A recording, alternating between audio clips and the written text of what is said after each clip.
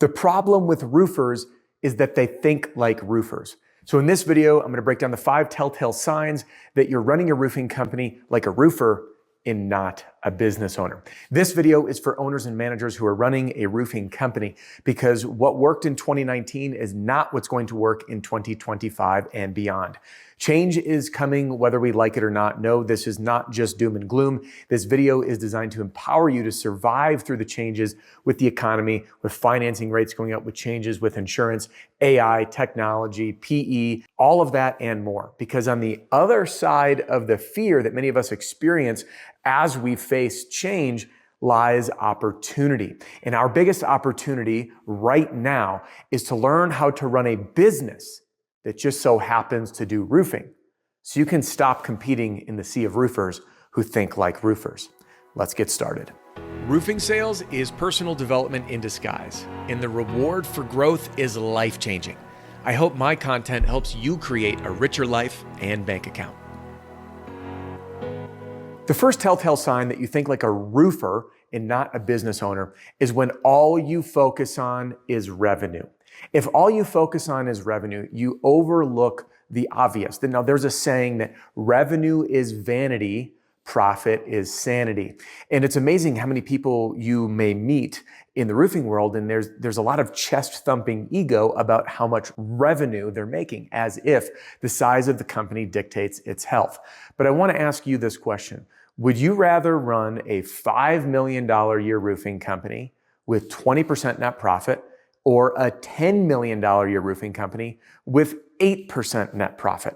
Yeah, if you did the math, you'd find that the $5 million a year roofing company at 20% net is making more money than the $10 million a year company.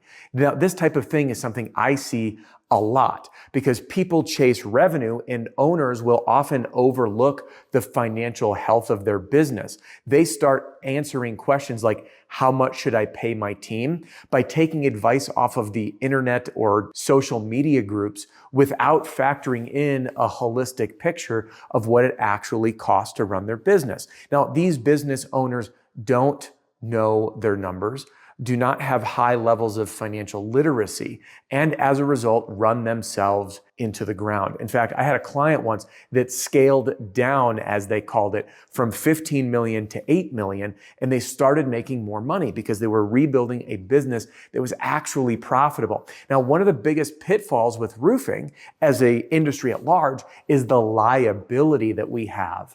And when we touch a house, we're married to that house for a number of years and everything that could possibly go wrong. So if you run a $5 million a year company and you're at 20% net versus 8% net at a $10 million a year company, your company at 10 million has more than twice the liability and half the profit. Now, that is an equation that no one wants.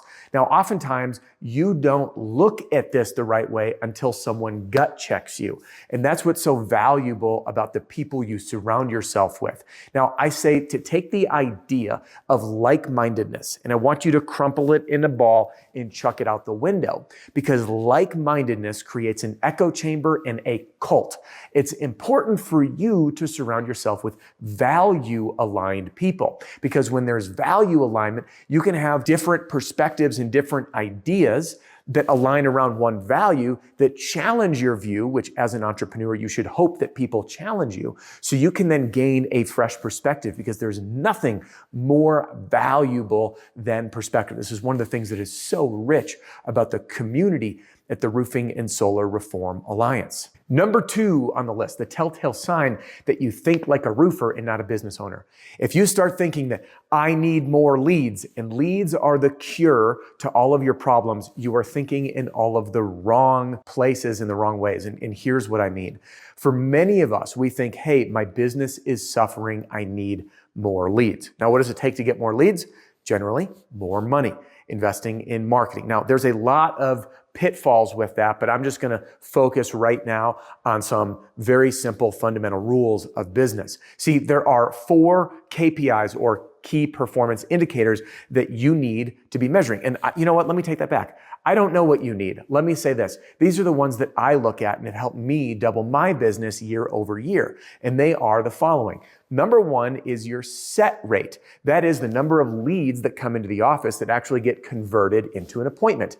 Now, if I asked you this, what is your set rate? Most people would give me what they feel. We convert most of them, but feelings don't run a business.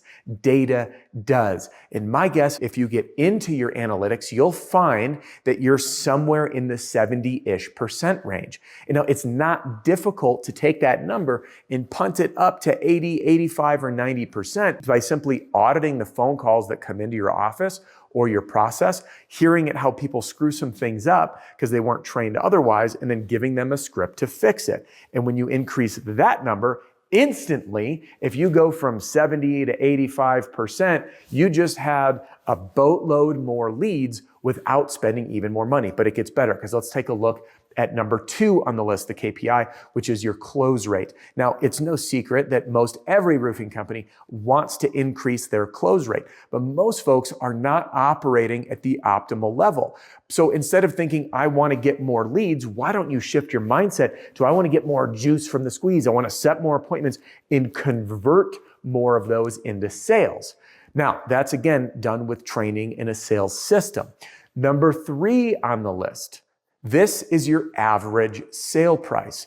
Now, many people don't know this, but you can take your total sales divided by the number of customers you serve, and bingo, you've got your average sale price. You can increase this by finding the right neighborhoods to get into, increasing your pricing, offering upgrades or upsells, and that right there alone is just tiny little tweaks that you can make. Now, the folks at Sumo Quote shared with me, because they had incredible data from running nearly $1 billion of proposals through their tool, that folks that added an upgrade option increased sales on average by 10%. So your $20,000 roof becomes $22,000. And I know not everywhere has roofs that expensive, but you can apply this to the average sale price you have. Now, the 4th and final metric on this list is your customer acquisition cost, or your CAC, customer acquisition cost, which is for every marketing dollar you spend, how many customers do you get? Okay. And you can factor that by figuring out how much you spend on marketing divided by the number of customers you have. Therefore, you have your customer acquisition cost. And when you are able to drive that cost down, that means that for the same amount of money you spend, you can get more leads. This is all done in a holistic view, systematically, from increasing your set rate, your close rate, increasing your average cart value, and having better marketing practices. All of that will allow you to, again, get more juice from the squeeze, which means if you look at those numbers, your set rate, your close rate, your average sale price, and your customer acquisition cost, and you intentionally increase each and every one, you can nearly double your business without getting more leads. So stop thinking that more leads is the answer, because you need to refine your machine first before you go looking at buying more leads. It's a higher ROI and a better practice to truly allow you to scale in the future. Number 3 on the list, hiring costs me nothing if I pay commission only. I know so many roofing companies that have said to themselves that hiring, like, it really doesn't cost them anything. They'll bring anybody in, give everyone a shot. In the old days, we used to call it throwing mud at the wall and seeing what sticks. Now, there's a time and a place, by the way, for group interviews. They can be very, very effective. But group hiring in and of itself, I'm not sure is the best answer, because with group hiring, you don't necessarily have a pulse on who's set up to succeed. So you end up bringing in all these people, and usually those companies have really, really, really high turnover. Now, we went into this topic at our RSRA annual members only event. It's a 2-day workshop. We ran a recruiting roundtable. We had one of our members, by the way, who brought 13 people to our event last year. They came back this year with every single person on their team except one. They lost one person, but they gained 3 more. And we started talking through, what does it actually cost you to hire someone? Now, whether you're a solopreneur, meaning you're wearing all the hats, or if you have a small team or a big team, you are either paying someone else an hourly rate or you are earning an hourly rate. Now, you got to factor in, how much time does it take for you to write the ad, run the ad, pre-scan candidates, reach out, bring them in for an interview them, offer them a position. Just that alone has time attached to it. And for every minute of the day, there's money going out. And we can figure out, by the way, at average at our event, it was about $12,000 to $13,000 just to get someone in the door. So if you start thinking through this, if you lose 10 people in a year, that's a $130,000 gaping hole in your business. Now, what I didn't even factor in is the time that it spends with onboarding them, even doing all the paperwork, arming them with their shirts, their business cards, getting them added into your CRM, which ups your cost of all of your overhead and whatever tools and software they have, getting them trained, the time it takes for training, all the hand holding. And if you add that part in, that number usually triples, which means if you lose 10 people, you have over a $300,000 gaping flesh wound in your business. So if you think that hiring doesn't cost you anything because you're paying commission only, my friend, think again. You need a recruiting process and a system to bring in people who are set up, who are prepared to succeed mentally by being the right fit, as well as the systems to onboard them.